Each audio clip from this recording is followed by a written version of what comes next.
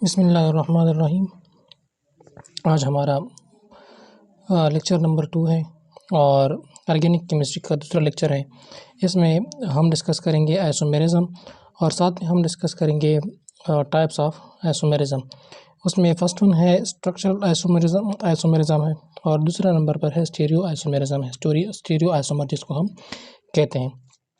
तो इस वाले में हम आज डिटेल में पढ़ेंगे स्ट्रक्चरल आइसोमर और इसके टाइप्स को हम डिस्कस करेंगे और इसके पार्ट 2 में फिर हम डिस्कस करेंगे स्टीरियो आइसोमर और फिर इसके टाइप को हम डिस्कस करते हैं। तो सबसे पहले तो हम ये सबसे पहले तो हम यही डिस्कस करेंगे कि आइसोमेरिज्म क्या होती है और आइसोमर्स क्या होते हैं। आइसोमेरिज्म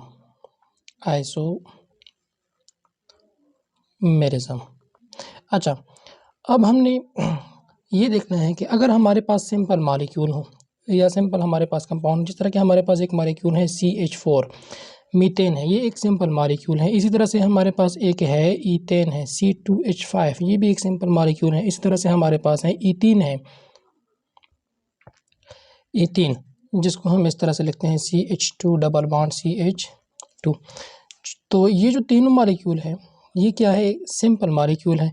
अब इन मॉलिक्यूल का ये मॉलिक्यूलर फार्मूला है और यही मॉलिक्यूलर फार्मूला जो है ये स्ट्रक्चरल फार्मूला भी जाहिर करता है। जिस तरह की अगर हम मीथेन का मॉलिक्यूलर स्ट्रक्चरल फार्मूला ड्रा करें तो ये मीथेन का है, और अगर हम इसी तरह से ईथेन का ड्रा करें तो ये ईथेन का है। तो और इसी तरह से ये जो स्ट्रक्चरल फार्मूला है ये किस चीज़ का है, ईथीन का है। तो ये इसके मॉलिक्यूलर फार्मूले जो हैं ये डिस्क्राइब करते हैं इसके स्ट्रक्चर। मतलब अगर इसके स्ट्रक्चर में हमें कोई भी मसला पेश नहीं आएगा अगर हम इसका मॉलिक्यूलर फार्मूला यूज़ कर लें। लेकिन जैसे ही कंपाउंड जो होते हैं या मॉलिक्यूल कम्प्लेक्स हो जाते हैं तो कम्प्लेक्स मॉलिक्यूल में क्या होता है कि जो मॉलिक्यूलर फार्मूला होता है वो हमें कंप्लीट इन्फॉर्मेशन नहीं देता किसी भी मॉलिक्यूल के बारे में कि ये जो मॉलिक्यूलर फार्मूला है ये किस कंपाउंड का है। तो उसके लिए हमने स्ट्रक्चर का ड्रा करना हमारे लिए फिर ज़रूरी होता है कि हमारे पास एक मॉलिक्यूलर फार्मूला है, जब वो हमें कंप्लीट इन्फॉर्मेशन नहीं देता तो फिर हम क्या करेंगे, उसका स्ट्रक्चरल फार्मूला जो है वो हम ड्रा करेंगे कि इसका स्ट्रक्चर किस तरह है। तो फिर वो जो शेप है या वो जो स्ट्रक्चर है वो डिसाइड करता है किसी भी कंपाउंड की फिज़िकल प्रॉपर्टी को, फिज़िकल एंड केमिकल प्रॉपर्टी को क्या करता है, हमें शो करता है कि अब ये वाला जो मॉलिक्यूल है इसका मॉलिक्यूलर फार्मूला ये है और स्ट्रक्चरल फार्मूला ये है, तो इसकी फ़िज़िकल प्रॉपर्टी किस तरह से होंगे और उसकी केमिकल प्रॉपर्टीज़ किस तरह से होंगे। तो अब हम बात करते हैं आइसोमेरिज्म की। तो आइसोमेरिज्म क्या होता है, आइसोमेरिज्म या आइसोमर जो होते हैं, आइसोमर्स क्या होते हैं, molecules or compounds have different structural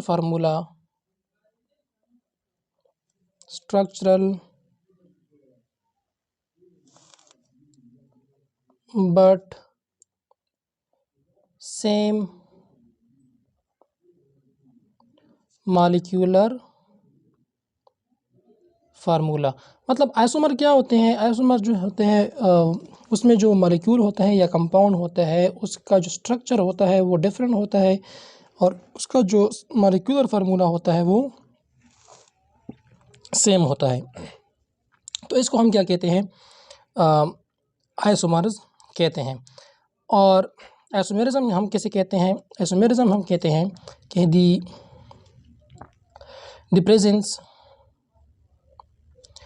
presence of different isomers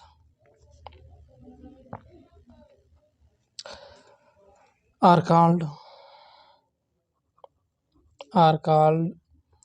isomerism.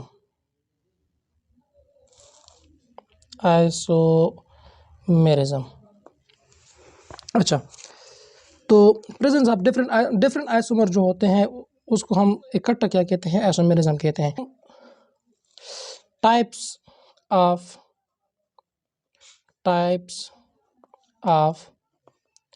Isomerism, types of isomerism के बारे में हम बात करते हैं। तो आइसोमेरिज्म जो होता है इसके दो टाइप होते हैं, उसमें जो फर्स्ट वन होता है स्ट्रक्चरल आइसोमेरिज्म हम किसे कहते हैं कि compound in which the atom are arranged together in different order, in which, इसको कहते हैं स्ट्रक्चरल आइसोमर। इसको हम आगे डिटेल में पढ़ते हैं। और दूसरे नंबर पर जो है वो है हमारे पास stereo isomer.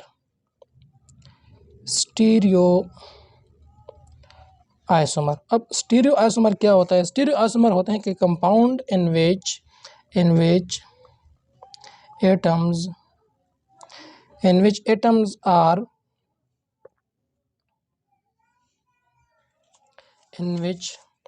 Atoms are joined in the same order but the position of atom in space are different, but the position of atom in space is different. अच्छा, स्टीरियो आइसोमर क्या होते हैं? स्टीरियो आइसोमर होते हैं कि उसमें जो atom होता है उसका ऑर्डर जो होता है वो सेम होता है, मतलब एक ही एटम के साथ अटैच होते हैं, लेकिन उसका जो पोजीशन होता है स्पेस के अंदर वो क्या होता है, डिफरेंट होता है। अब इसको भी हम आगे डिटेल में पढ़ते हैं, लेकिन पहले हम इसके आइसोमेरिज्म के टाइप्स को देख रहे थे कि कौन कौन से टाइप हैं। अच्छा, हम बात करते हैं टाइप्स ऑफ आइसोमर। अच्छा, आइसोमर जो होते हैं वो दो टाइप के होते हैं, उसमें पहला वाला होता है स्ट्रक्चरल और दूसरा वाला होता है स्टीरियो आइसोमर। स्ट्रक्चरल आइसोमर कौन सा होता है कि जिसमें atom are arrange in different order में क्या होते हैं, एटम जो होते हैं वो अरेंज होते हैं। लेकिन और स्टीरियो आइसोमर कौन से होते हैं? स्टीरियो आइसोमर वो वाले होते हैं कि जिसमें जो एटम होते हैं उसका आर्डर तो सेम होता है, सेम अरेंजमेंट होती है ऑर्डर की, लेकिन वो स्पेस में क्या होते हैं, डिफरेंट होते हैं।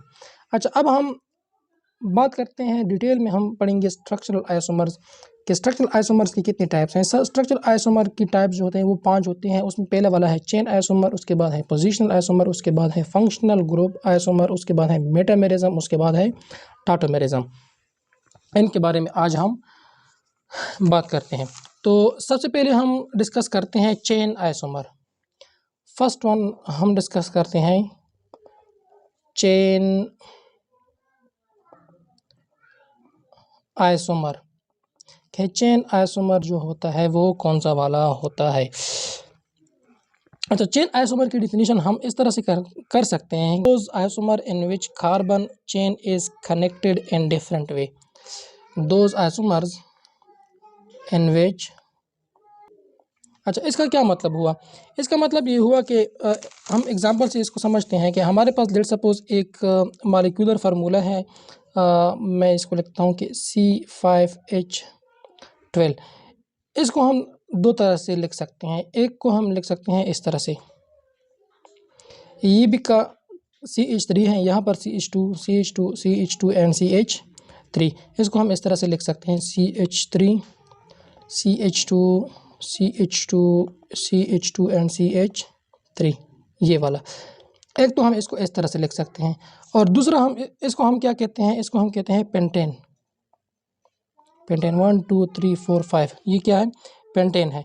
और दूसरा जो हमारे पास है उसको हम इस तरह से लिख सकते हैं कि लेट सपोज मैं इसको लिखता हूँ इस तरह से 1 2 3 4, और एक को मैं यहाँ पर अटैच करता हूँ। इसको मैं लिख सकता हूँ कि यह है हमारे पास CH3 CH2, यहाँ पर क्या है, एक CH3 है, यहाँ पर क्या है CH2 1 2 3 4, और यहाँ पर क्या है CH3 है। अब इसका जो नाम है उसको हम कहते हैं 2-मिथाइल ब्यूटेन। अच्छा, अब चेन आइसोमर में अगर हम देखें तो मॉलिक्यूलर फार्मूला जो है वो दोनों का सेम है, लेकिन इसका जो स्ट्रक्चरल फार्मूला है वो दोनों का क्या है, डिफरेंट है। और इसकी बुनियाद पर इनकी जो फिज़िकल प्रॉपर्टीज़ हैं वो भी डिफरेंट होती हैं। किस तरह से डिफरेंट होती हैं, जिस तरह कि हम अगर एग्जांपल देखें तो बॉइलिंग पॉइंट जो होता है, बॉइलिंग पॉइंट इसका ज़्यादा होता है और इसका जो बॉइलिंग पॉइंट होता है वो बॉइलिंग पॉइंट जो होता है वो कम होता है। अच्छा, एग्जैक्टली अगर हम देखें तो पेंटेन का बॉइलिंग पॉइंट होता है तकरीबन होता है around about 35 to 36 degree centigrade होता है। और ये जो 2 मिथाइल है इसका जो बॉइलिंग पॉइंट होता है वो तकरीबन होता है 30 डिग्री सेंटीग्रेड तक होता है। तो स्ट्रक्चर जो होता है वो डिपेंड करता है वो अच्छा, स्ट्रक्चर जो होता है वो डिसाइड करता है फिजिकल एंड केमिकल प्रॉपर्टीज़ को। अच्छा, ये तो हुआ चेन आइसोमर। अब हम आगे बात करते हैं पोजिशनल आइसोमर। दूसरे नंबर पे हमारे पास है पोजिशनल आइसोमर्स। अच्छा, पोजिशनल आइसोमर्स कौन से वाले होते हैं, उसको हम इस तरह से डिफाइन कर सकते हैं कि दोज आइसोमर्स in which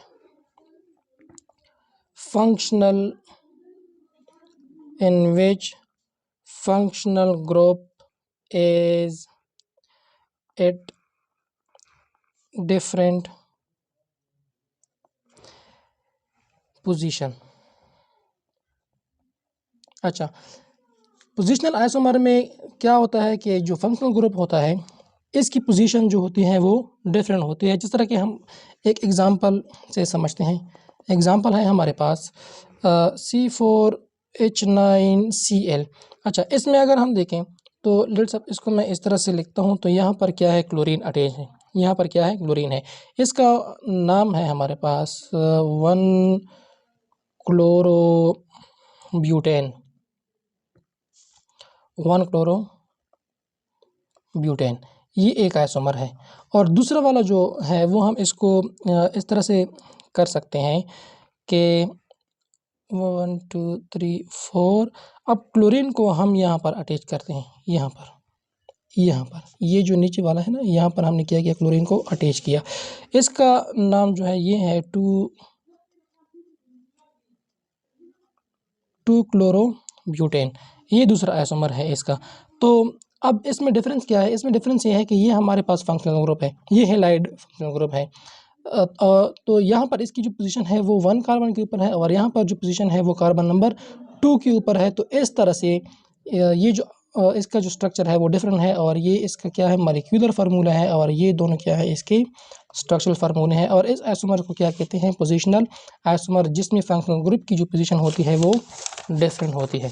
अच्छा, फिर आइसोमर जो होता है थर्ड वन, उसको हम कहते हैं functional group isomer, functional group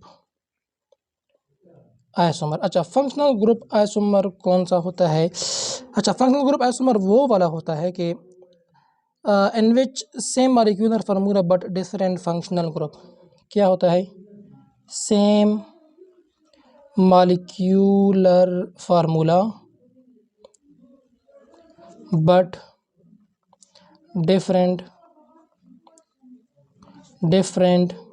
functional group, जिसमें फंक्शनल ग्रुप क्या होते हैं, डिफरेंट होते हैं, लेकिन मॉलिक्यूलर फार्मूला क्या होता है, सेम होता है। अच्छा, ये किस तरह से हम बता सकते हैं? अगर हम एग्जांपल देखें तो हमारे पास एक मॉलिक्यूलर फार्मूला है C3H8O, ये एक मॉलिक्यूलर फार्मूला है। अब हम क्या करते हैं, इसके लिए हम स्ट्रक्चर ड्रा करते हैं। तो हम पहले वाला लेते हैं, फर्स्ट आइसोमर हम लेते हैं CH3CH2 एंड OH। अब इसके अंदर कितने कार्बन है, 1 2 3, यहाँ पर भी 3 है। हाइड्रोजन कितने हैं, तो 3 एंड 2 5, 5 एंड 3 से 8, और एक क्या है इसके अंदर, ऑक्सीजन है। इसका क्या नाम है, ये है हमारे पास propane 1 ol, propane one ol, ये क्या होता है, अल्कोहल है हमारे पास। अब इसका जो दूसरा आइसोमर है उसको हम लिख सकते हैं CH3 CH2 एंड ONCH3। अब ये वाला जो होता है ये है हमारे पास मिथाक्सीमीथेन। क्या है, मिथाक्सीमीथेन। मिथाक्सीमीथेन ये वाला जो है ये ईथर है और ये वाला क्या है, अल्कोहल है। अल्कोहल है और ये वाला क्या है, ईथर है। अब अगर हम इन दोनों में देखने के डिफरेंस क्या है, इन दोनों में डिफरेंस है फंक्शनल ग्रुप का। यहाँ पर अल्कोहल का फंक्शनल ग्रुप अटैच है और यहाँ पर किसका अटैच है, ईथर का फंक्शनल ग्रुप अटैच है। तो ऐसे आइसोमर को हम क्या कहते हैं, फंक्शनल ग्रुप आइसोमर कहते हैं। और इन दोनों का जो मॉलिक्यूलर फार्मूला है वह बिल्कुल क्या है, सेम है। अच्छा, इसके बाद जो फोर्थ वन आइसोमर है उसको हम कहते हैं मेटामेरिज्म। मेटामेरिज्म, अच्छा, मेटामेरिज्म क्या होता है, ये एक टाइप होता है आइसोमेरिज्म का जिसमें डिस्ट्रीब्यूशन ऑफ कार्बन एटम जो होती है दोनों साइड पर वो अनइक्वल होते हैं वो। अच्छा, इसको हम डिफिनीशन किस तरह से करते हैं, unequal distribution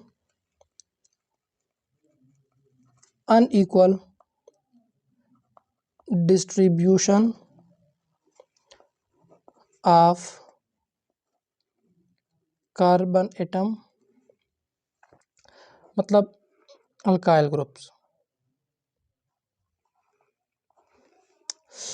on either side, on either side। अब हमारे पास क्या है कि मॉलिक्यूलर फार्मूला है, सेम मॉलिक्यूलर फार्मूला है, लेकिन वहाँ पर जो डिस्ट्रीब्यूशन है अल्काइल ग्रुप की वो क्या है, डिफरेंट है। जिस तरह के हमारे पास हम एग्जांपल से समझते हैं कि ये हमारे पास क्या है, CH3 CH2 ऑक्सीजन है और इस साइड पे क्या है, CH2 है और यहाँ पर क्या है, CH3। अब एक तो ये वाला हुआ, इसको हम कहते हैं डाई इथाइल ईथर। क्या होता है, डाई इथाइल ईथर है। अब इसका दूसरा आइसोमर हम किस तरह से बना सकते हैं, इस तरह से बना सकते हैं कि हम चेन को क्या करें, इसकी सिमेट्री को हम बदल दें। मतलब ये सिमेट्रिकल है, इसको हम क्या कर सकते हैं, एसिमेट्रिकल में कन्वर्ट कर सकते हैं। किस तरह से कर सकते हैं कि एक साइड पे CH3 करें, उसके बाद ऑक्सीजन और उसके बाद क्या करें, CH2 एंड CH3। अब इसको हम क्या कहते हैं, इसको हम कहते हैं क्या है, मिथाइल प्रोपाइल ईथर। अब इन दोनों को अगर हम देखें तो दोनों का मॉलिक्यूलर फार्मूला सेम है, लेकिन दोनों का स्ट्रक्चरल फार्मूला डिफरेंट है। किस बुनियाद पर डिफरेंट है कि यहाँ पर जो डिस्ट्रीब्यूशन ऑफ कार्बन एटम है या अल्काइल ग्रुप है वो दोनों में क्या है, डिफरेंट है। यहाँ पर इस वाले में दोनों साइड पर दो कार्बन है और इसमें एक साइड पर 1 है और एक साइड पर 3 है। तो इस तरह के आइसोमर को क्या कहते हैं, मेटामेरिज्म कहा जाता है। अच्छा, इसमें ये ऑक्सीजन जो होता है ये और भी फंक्शनल ग्रुप जो होते हैं वो इसमें आ सकते हैं। जिस तरह के हम एग्जांपल से अगर हम देखें, बाकी भी एग्जांपल अगर हम देखें तो हमारे पास है C2H5S एंड C2H5। इसको हम कहते हैं डाई इथाइल थायो ईथर। और इसका अगर हम दूसरा वाला देखें तो उसको हम कह सकते हैं C3H7 और यहाँ पर S है और यहाँ पर क्या है, C3। इसको हम कहते हैं मिथाइल प्रोपाइल थायो ईथर, मिथाइल प्रोपाइल थायो ईथर। तो अब अगर इसमें देखें तो यहाँ पर भी 2 कार्बन है, यहाँ पर भी 2 कार्बन है, यहाँ पर इथेन है, यहाँ पर भी इथाइल ग्रुप इस साइड पे है, इस साइड भी इथाइल ग्रुप है। लेकिन यहाँ पर अगर हम देखें तो यहाँ पर प्रोपाइल है और यहाँ पर मिथाइल है। तो ये दोनों क्या है, एक दूसरे के आइसोमर है, लेकिन कौन से वाले हैं, मेटा आइसोमर्स हैं ये दोनों। इस तरह से अगर हम एक और एग्जांपल हम लेते हैं, हमारे पास है डाई इथाइल अमाइन है कि C2H5NH है और यहाँ पर C2H5। इसका हम दूसरा वाला लेते हैं C3H7NH है और यहाँ पर क्या है, CH3। अब ये वाला जो है ये है डाई इथाइल अमाइन, और ये वाला क्या है, मिथाइल प्रोपाइल अमाइन। अब ये दोनों जो हैं ये भी आइसोमर है, मेटा आइसोमर हैं एक दूसरे के। तो ये होती हैं हमारे पास मेटा आइसोमेरिज्म है, जो कि एक टाइप है किस चीज़ की, आइसोमेरिज्म की। अच्छा, अब आगे हम बात करते हैं जो इसके बाद वाला है 5th नंबर पर है, उसको हम कहते हैं टाटोमेरिज्म। टाटोमेरिज्म।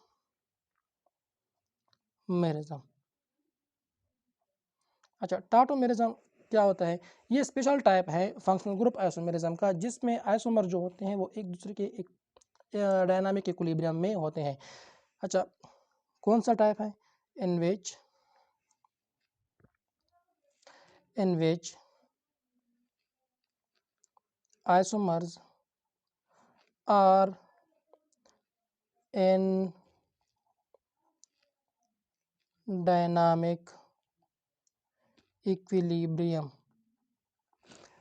हमारे पास एग्जांपल है कीटो इनोल टाटोमेरिज्म। क्या है, कीटो इनोल टाटोमेरिज्म। अच्छा देखो, यहाँ पर अगर हम एग्जांपल लें तो ये है CH2 कार्बन डबल बॉन्ड, और यहाँ पर क्या है, ये CH3 है, और यहाँ पर एक है हाइड्रोजन है। इसको हम कहते हैं कीटो फॉर्म। ये वाला है कीटो फॉर्म। ये डायनामिक इक्विलिब्रियम में होता है इसकी इनोल फॉर्म से। तो ये वाला जो है C2 डबल बॉन्ड C, यहाँ पर जो OH, यहाँ पर ये सिंगल बॉन्ड हुआ, ये सिंगल बॉन्ड है, और ये हुआ CH3। अच्छा, ये वाला क्या है, ये इनोल फॉर्म है, और ये वाला क्या है, कीटो फॉर्म है। अब यहाँ पर जो होती है वो जो ये वाला जो हाइड्रोजन है, ये यहाँ से डी अटैच होता है, और यहाँ पर जो डबल बॉन्ड है, इस डबल बॉन्ड क्या हो जाता है, ये डबल बॉन्ड ब्रेक हो जाता है, और ये हाइड्रोजन इस ऑक्सीजन के साथ अटैच हो जाता है, और डबल बॉन्ड यहाँ से ब्रेक होकर यहाँ पर जो होता है वो डबल बॉन्ड बनाता है, जो कि फिर किस चीज़ के ऊपर कहाँ पर किस में कन्वर्ट होता है, इनोल फॉर्म में कन्वर्ट होता है। अब ये जो इनोल है, इसमें ये जो EN है, EN का मतलब EN हम लिखते हैं कार्बन कार्बन डबल बॉन्ड के लिए, और ओल जो होता है ये हम लिखते हैं OH ग्रुप के लिए। अब इसमें अगर हम देखें तो यहाँ पर कार्बन कार्बन डबल बॉन्ड भी है, और OH भी मौजूद है। इस तरह से ये तो हुआ हमारे पास कीटो और इनोल टाटोमेरिज्म हुआ। इसी तरह से हमारे पास होता है एल्डो इनोल भी होता है। क्या होता है,